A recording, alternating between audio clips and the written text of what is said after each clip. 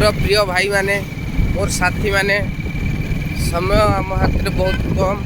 आसंता 22 तारीख Jajpur SP office घेराव करा जाउछि। आपण माने जानती मोर आईआईसी कांड जो भली भाव बिना एतलार दलित लोक मानक जेल पुराउछन्ति, थाना अटक रखी बाडौछन्ति एवं कलिंगनगर थाना जो भली पुलिस बाडे बाडे किडनी नष्ट करिछि एवं 1.5 मास आईसीयू रही एवं बालीचंद्रपुर थाना जो भली जातिगत हिंसा होती, धर्मशाला रही पानी कोईले भिन्नक्षम को आक्रमण होती, कोरेई गर्भवती महिला को आक्रमण होती। ये समस्त घटना को देखिले आपण मैंने अनुभव करुवे राज्य तमाम सबुठी एससी एसटी उपर आक्रमण होती। आपण मानक करने समय पाऊना, कौ साथी मान करुच्ची कौ साथी मान करूनी, कई किसी न भाविक मु समस्त को आमंत्रण करुच्ची।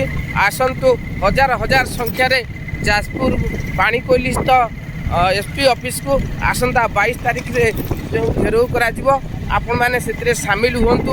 आपण मैंने मो निकट संपर्क मो बंधु मो संग्रामी साथीगण समस्त को निवेदन करुच्ची, समस्त संगठन को निवेदन करुच्ची। दैनिक खबर कागज न्यूज सोशल मीडिया बाहर मोदी सरकार मोर बहुत फेसबुक अकाउंट को बंद कर देछि। तेणु सबू भाई मैंने या आपण को निज निज अकाउंट रे शेयर करंतु, समस्त ग्रुप रे शेयर करंतु। मोर स्वास्थ्य खराब, मो माँ भी मेडिकल एससीबी मेडिकल चिकित्सा होती, तापर भी मुझे संग्राम को जारी रखी। ए संग्राम होची विचार, ए संग्राम होची बाबा साहेब डॉक्टर बी.आर. आंबेडकर नीति मार्गर।